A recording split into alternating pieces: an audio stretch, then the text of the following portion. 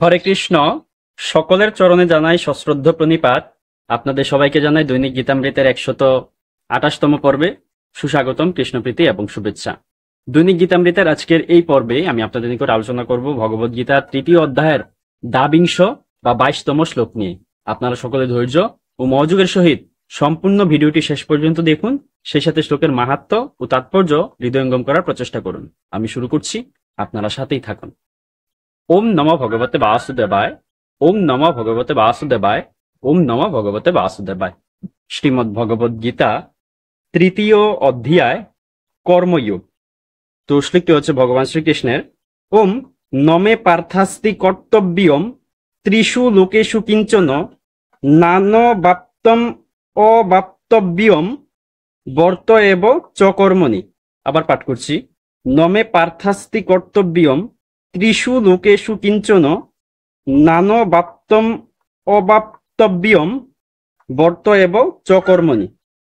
অনুবাদ: হে পার্থ, এই ত্রিজগতে আমার কোনো কর্তব্যই নেই, আমার অপ্রাপ্তব্য কিছু নেই এবং প্রাপ্তব্যও কিছু নেই, তবুও আমি কর্মে ব্যাপৃত আছি। এই শ্লোকে ভগবান বলছেন যে হে পার্থ, এই জগতে আসলে আমি কোনো কর্মই করতে বাধ্য নই। অর্থাৎ কোনো কিছু ভগবান যে বাধ্যতামূলক করতে হবে এমন ধরা বাঁধার মধ্যে ভগবান নেই, এবং অপ্রাপ্ত অর্থাৎ তিনি পায়নি এমন কিছু নেই, এবং তিনি পাওয়ার মতো কিছু বাকিও নেই, সেটা বলল। এবং কিন্তু তবুও তিনি কর্ম করছেন। কেন কর্ম করছেন, তিনি কর্ম না করলে কি হতো, সেই বিষয়টা আমরা পরবর্তী শ্লোকে জানতে পারবো।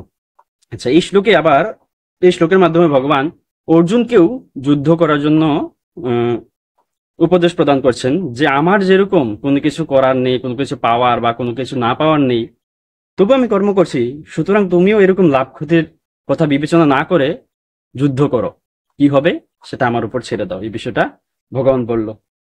তো এই শ্লোক সম্বন্ধে শ্রীল প্রভুপাদ কি মন্তব্য করছেন সেই বিষয়টা আমরা তাৎপর্য থেকে দেখিনি। তাৎপর্য: বৈদিক শাস্ত্রে পরমেশ্বর ভগবানের বর্ণনা করে বলা হয়েছে, তমীশ্বরানাম পরমম মহেশ্বরম তম দেবতানাম পরমম চ দৈবতম পতিম পতিনাম পরমম পরস্তাদ বিদাম দেবম ভুবনেশ অমিড্যম ন তস্য কার্যম করণম চ বিদ্যতে ন তৎ সমশ্চাভ্য ধীকশ্চ দৃশ্যতে পরাস্য শক্তির বিবিধৈব শ্রয়তে স্বাভাবিকি জ্ঞান বল ক্রিয়াচ।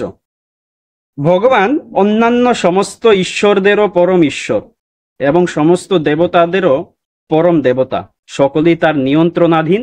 সমস্ত জীবেরা পরমেশ্বর ভগবানের দ্বারাই কেবল বিশেষ শক্তিপ্রাপ্ত হয়ে থাকেন, তারা কেউ পরমেশ্বর নন।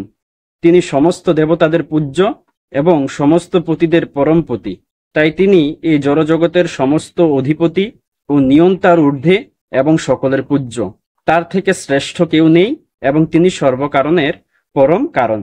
তার দেহ সাধারণ জীবের মতো নয়, তার দেহ এবং তার আত্মার মধ্যে কোনো পার্থক্য নেই। তিনি পূর্ণ, তার ইন্দ্রিয়গুলি অপ্রাকৃত, তার প্রতিটি ইন্দ্রিয়ই যে কোনো ইন্দ্রিয়ের কর্ম সাধন করতে পারে। তাই তার থেকে মহৎ আর কেউ নেই বা তার সমকক্ষও কেউ নেই। তার শক্তি অসীম ও বহুমুখী, তাই তার সমস্ত কর্ম স্বাভাবিকভাবেই সাধিত হয়ে যায়।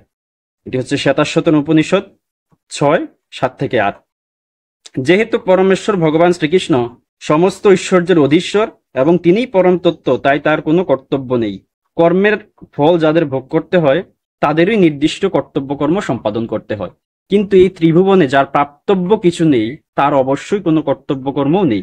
কিন্তু তা সত্ত্বেও ভগবান শ্রীকৃষ্ণ কুরুক্ষেত্রে যুদ্ধক্ষেত্রে ক্ষত্রিয়দের নেতারূপে অবতীর্ণ হয়েছেন, কেননা দুর্বলদের রক্ষা করা ক্ষত্রিয় কর্তব্য।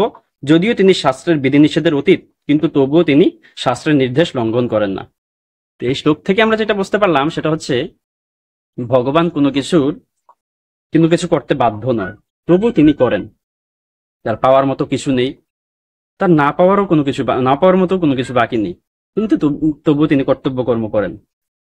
যিনি সমস্ত গ্রহের রাজা, যিনি সমস্ত জগতের অধিপতি, যার সেবা সকল পৃথিবীর মানুষ, সকল ভক্তবৃন্দ, সকল দেবতাবৃন্দ করে, তার তো কোনো কিছু করার থাকে না, কিন্তু তবুও তিনি করেন। যদিও তিনি কোনো শাস্ত্রীয় বিধিনিষেধ পালন করতে বাধ্য নয়, তবুও তিনি শাস্ত্রীয় বিধিনিষেধ লঙ্ঘন করেন না। কেন করেন না, তিনি না করলে কি হতো, সেই বিষয়গুলো আমরা পরবর্তী শ্লোকে দেখতে পাবো। এই শ্লোক এমনটাই আমাদেরকে উপদেশ প্রদান করছে।